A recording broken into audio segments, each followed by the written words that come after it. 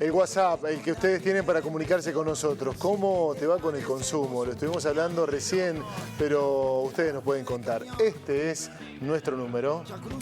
358-441-4055. Pueden escribirnos, ponerse en contacto con nosotros vía WhatsApp. Bueno, ya vamos recibiendo mensajes. Dentro de un ratito nada más vamos a estar compartiendo. Así es. Y ahora vamos a hablar de esta situación que en tantos sentidos nos afecta, nos angustia, la situación que vive nuestra América, con Chile, que ha tenido nuevamente incidentes, con Bolivia, que se ha instalado en el seno del centro de la información a partir de lo ocurrido con periodistas que fueron agredidos, que fueron echados de aquel país a poco de asumir. La nueva titular de medios de comunicación del Estado empezó a hablar del delito de sedición, algo peligrosísimo para la prensa mundial. Claro que sí, en ese marco también la autoproclamación de la presidenta Áñez y la imposibilidad de Morales de participar en un nuevo proceso electoral. El número de muertos asciende, ciudadanos bolivianos que están denunciando que la información no termina de trascender y no extraña esto, sobre todo en el marco de lo que sucedió hoy, estas declaraciones y esta decisión de declarar como delito de sedición comportamientos que tienen que ver con las coberturas. Bueno, una situación muy tensa a la que se agrega también la de Chile, que está cumpliendo un mes de protestas con una veintena de muertos, con denuncias contra las Fuerzas Armadas y un presidente que permanece implacable y ratifica su mandato con algunas propuestas que son muy leves respecto de lo que realmente está pidiendo la sociedad. Bueno, una región totalmente convulsionada se sigue imponiendo en la agenda el Cono Sur y nosotros vamos a estar hablando de esta cuestión con un periodista especializado en cuestiones políticas, reconocidísimo. Le damos la bienvenida a Mariano Saravia. Muy buenas noches. Mariano, ¿cómo le va? Hola, ¿cómo están? Un abrazo para ustedes. Hola, buenas noches. ¿Cómo están? Muy bien, por acá, bueno, otra vez la cuestión de Chile, de Bolivia se mete en la agenda, es el tema del día nuevamente, las horas de máxima tensión, convulsas que están viviendo los países vecinos. Bueno, primero pedir una reflexión respecto de esto que se está viviendo. Sí, lo de Bolivia es muy preocupante, realmente angustiante, como decían ustedes recién, además de la cuestión institucional, ya son 10 los muertos, principalmente por la represión después del domingo. Vos imaginate si nos preocupa lo de Chile, que lleva un mes, ¿no es cierto?, de estallido social y 25 muertos por lo menos oficialmente. Bueno, en Bolivia el promedio es terrible porque en 4 días ya son 10 muertos. La verdad, lo que se ha instalado en Bolivia es una clara dictadura fascista, es un golpe al peor estilo, ni siquiera un neogolpe como el que habíamos visto en Brasil o en Paraguay o en Honduras en los últimos años, sino un golpe mucho más a la tradicional, ¿no?, de manual, con el ejército pidiéndole la renuncia a un presidente y con la policía amotinada y con grupos y bandas, realmente bandas de fascistas quemando casas, la persecución que se ha desatado en los últimos días contra el gobierno anterior y también contra los campesinos, los pueblos originarios, el maltrato y el ultraje a la huipala. Bueno, eso además de fascista tiene grandes connotaciones racistas lo que está pasando en Bolivia. Bueno, estamos compartiendo imágenes de extrema violencia mientras dialogamos con usted y quería consultarle, Saravia, qué significa esta posibilidad de declarar delito de sedición, algunos comportamientos del periodismo, de los particulares. Sí, bueno, es terrible. Eso también es propio de un sistema dictatorial. Eso sinceramente nos habíamos olvidado y creíamos que nunca más lo íbamos a vivir en América Latina, en América del Sur.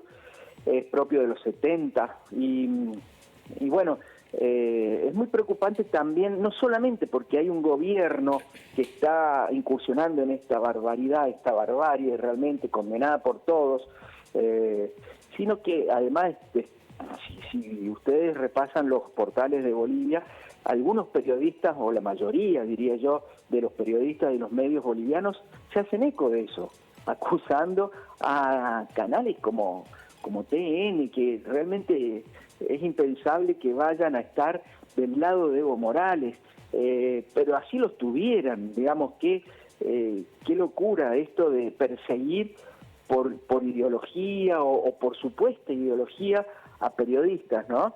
De todas maneras, tampoco quiero centrarme en el tema de los periodistas porque al final siempre parece que somos corporativistas nosotros. La verdad que es una barbaridad lo que están haciendo contra los periodistas, la agresión, pero también se inscribe en una agresión a todo el pueblo boliviano, ¿no? Bueno, el viejo lema de que cuando hay una guerra la primera víctima es la verdad, pareciera ser que se pone en evidencia también en este caso. Pero además, digo, con un nivel de violencia, porque hasta ayer el discurso del gobierno, pongámoslo entre comillas, recién asumido, tenía que ver con la intención de pacificar, de que no se derramase sangre, de llevar paz a las calles. Y digo, las señales que están dando son totalmente en contra de aquello. Claro, ahí se encuentra un poco la justificación de esta barbaridad contra los periodistas, lo que decís vos, porque cuando hay ese grado de violencia, por supuesto que es importante que no trascienda. Por ejemplo, haber visto hace una semana a la alcaldesa de Vinto casi linchada en vivo y en directo, ¿no es cierto?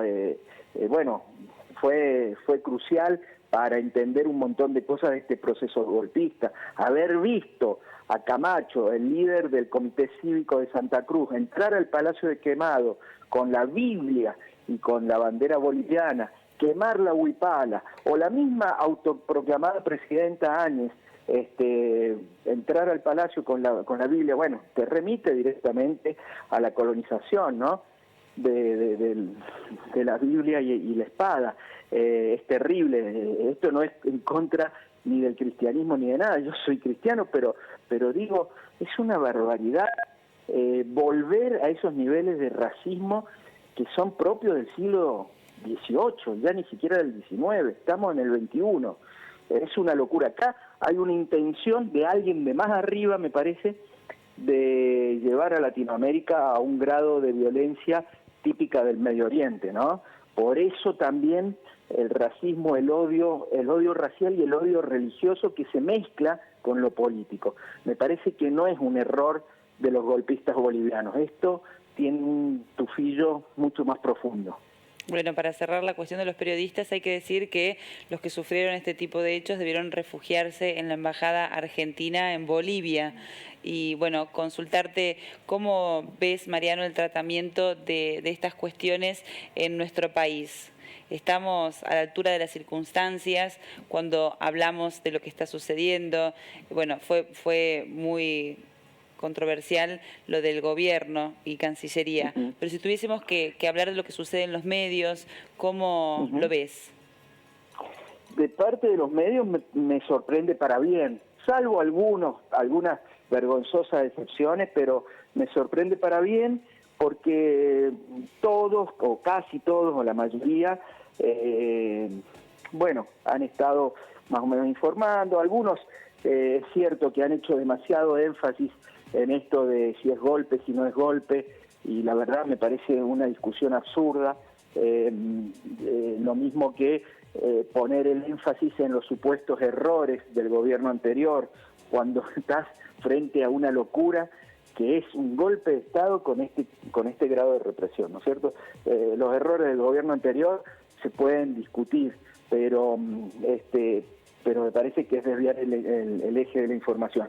Y con respecto al gobierno argentino, me parece vergonzoso realmente, no solo no condenar el golpe de Estado, sino, sobre todo, principalmente, haberle negado asilo político al presidente Evo Morales. Esa actitud de Macri rompe con una tradición histórica de la Argentina. Vos fijate que los gobiernos más de derecha, los gobiernos más conservadores, la década infame, años 30, Agustín P. Justo, Roberto Ortiz, abrieron la Argentina a los miles de exiliados españoles que venían escapando de la guerra civil. digamos, acá no hay izquierda o derecha, esto no es una cuestión ideológica, es una cuestión humanitaria y de diplomacia, de tradición diplomática que Argentina la tenía y la ha roto este gobierno, que ha pasado un límite. Mirá, el lunes estuvieron a punto de linchar al presidente Evo y Argentina hubiera sido cómplice, no Argentina, sino el gobierno de Macri, porque no darle asilo y cerrar el espacio aéreo fue casi una condena a muerte. Mariano, déjame que te pregunte en honor a la brevedad, porque estamos ya cerrando. ¿Alguna de estas pautas, de este patrón que acabas de citar respecto de lo que ocurrió en Bolivia, puede llegar a presentarse en nuestro país? ¿Hay algún riesgo en términos potenciales, al menos, de una intentona de este tipo aquí en Argentina? Mira, la impunidad garantiza la repetición del drama. Si vos podés hacer la barbaridad que están haciendo en Bolivia y nadie condena, o encima hasta se discute si es un golpe o no, y bueno, eso abre las puertas a que se repita en cualquier otro lado. Esperemos que no, yo no veo las condiciones objetivas para que eso pase, pero me parece que ninguna sociedad está vacunada contra esto y que lo peor que podemos hacer es bajar la guardia y lo que yo llamo usar un nunca más bobo, ¿no? Repetimos que nunca más, pero algunas cuestiones siempre más y siempre siguen pasando. Entonces, me parece que hay que estar muy atentos porque, por supuesto que atrás de esto también está Washington, por supuesto que es cómplice la OEA. Entonces, si lo hacen en Bolivia, ¿por qué no lo podrían hacer en otro lado? Mariano, gracias por la comunicación. Es un placer escucharte. Un abrazo, Che, para todos y a disposición siempre. De igual manera, hasta luego. Bueno, allí nuestro colega hablando de todo esto. ¿Sabes qué análisis no hay todavía? Que ha sido destacado, nos podrás ayudar en esto, por ejemplo, cuando ocurrió movilización en China, de las redes. ¿Qué pasa con las redes? ¿Cómo están trabajando con las redes? Veíamos a muchos bolivianos que se enteran de lo que pasa por allá, con videos que no aparecen en los medios y que los registran por allá. Pero dicen que el gobierno le quita el teléfono a los que, por ejemplo, graban videos como estos, que ocurrieron hoy. Este es un video de hoy en Bolivia. ¿Cómo están operando todo esto? Bueno, hablaste recién de China, la primavera árabe, ¿no? Fue gestada a partir de Facebook, las redes sociales. No sabemos exactamente y no se ha hecho foco en ese análisis. Claro, no ha tenido cuerpo ese análisis porque no ha trascendido demasiado la cuestión de las redes sociales. Por ejemplo, atentos a lo que sucede en Chile, donde el movimiento es más acéfalo, donde ha sido tan difícil distinguir a un líder. Uno entiende que seguramente las redes sociales han asumido un protagonismo, pero son cuestiones que uno asume, que uno da por hechas, pero no ha habido un análisis del protagonismo que realmente tuvieron. Y Celeste, la verdad es que nadie, me parece, se anima a decir hasta cuándo puede llegar esto, ni en Bolivia ni en Chile. Y yo te agregaría Perú, que se quiso disolver el Congreso, en Ecuador, en Brasil. Es regional. Yo veo que hay un común denominador de protestas sociales a nivel regional. Obviamente cada protesta tiene sus componentes endógenos. Yo no concuerdo con la lectura de que es como un golpe de Estado manual. Para mí tiene muchos componentes mucho más modernos. No veo tan claro el componente exógeno de involucramiento de un gobierno extranjero en este tipo de protestas, pero bueno, no se descarta que lo pueda haber. Pero tiene cada uno sus singularidades. La protesta social es mucho más fuerte en Chile. En Bolivia yo veo que es más una desorganización institucional. Caótico, sí, tal cual. Es que también el contexto es distinto. Totalmente. En uno viene de abajo hacia arriba y en el otro viene justamente al revés. Por eso también hay muchas cuestiones que en la retórica y en el discurso, algunos, por ejemplo, cuando veían a los políticos en el Congreso Nacional expresarse, decían, ¿cómo es? Quieren que vuelva un presidente porque lo sacaron y quieren que se vaya otro. Y son dos cuestiones bastante distintas porque en uno viene de arriba hacia abajo y evidentemente esto está totalmente comprobado, el crecimiento del salario en Bolivia, de la mejor situación, de la masa más grande. Y por el otro lado en Chile es bien inverso, viene de abajo del cansancio, de la postergación, de la gente que no llega, que no tiene, que no puede, y de los políticos que ganan en 3 días en viáticos lo que gana un jubilado. Bueno. Entonces los viáticos de 3 días de un legislador son el sueldo de un jubilado. Ahí la cuestión es bien distinta, por eso me parece que se dan estas dos cuestiones distintas, justamente. Bueno, y si la verdad, perdón, si nos ponemos a asociar, podemos creer que es un escenario de hoy y ahora, pero la verdad que nos empezamos a acordar de Fernando Lugo, de Dilma, la cantidad de instituciones que hay, claro, de instituciones y de movimientos que buscan la destitución de un presidente, son intensos en América. Bastante. Depende cómo se resuelvan. En Brasil, mal que nos pese, se resolvió por la vía institucional. En Bolivia yo hoy por hoy la veo un poco más difícil porque hay una incertidumbre total en cuanto a cómo dirigirse desde las instituciones. No sabemos cuándo serán las elecciones, si es que habrá elecciones, si van a proscribir a Evo Morales o no. Es un poco más difícil a nivel institucional. En Chile las instituciones siguen siendo muy sólidas, muy fuertes. La protesta social sigue, pero no quiero descartar que siempre hay un componente de la sociedad que está de un lado o de otro. No olvidemos que en Bolivia hubo más del 30% que votó en contra de Evo, digamos. Desestimar ese 30% de la población y entiendo el componente de verticalista o más horizontal al que te referís vos, pero siempre hay un componente social que puede ser predominante o no en alguna protesta de este estilo, ¿no es cierto? Sí, lo que sí es cierto que decía nuestro colega, cuáles son los ejes del enfrentamiento. No quiero decir la grieta, pero voy a caer ahí. Digo, qué triste que sigue siendo lo mismo desde la época de los primeros años de la llegada de Colón, digo, el odio a la otra raza, lo indígena, lo racial. Es muy terrible todo eso. El componente, bueno, Bolivia siempre se caracterizó, Perú también es muy parecido en su composición social, digamos. Tenemos la medialuna de Santa Cruz de la Sierra en Bolivia y es muy común. Igual yo creo que nuestras democracias son bastante, no nuevas, pero jóvenes todavía, como para canalizar todo protesta social a partir de las instituciones. Parece que tendríamos que estar incentivando menos hiperpersonalismos en América Latina y un poco más de fuerza en las instituciones, que al final es lo que nos deja. O instancias más colegiadas, Tal cual. No estar todos encolumnados detrás de un líder carismático, exacto, que cuando se va parece que desaparece todo. Tal cual, lo vimos en Venezuela. Claro, claramente. Y el divide y reinará sigue siendo. Por supuesto. Como siempre.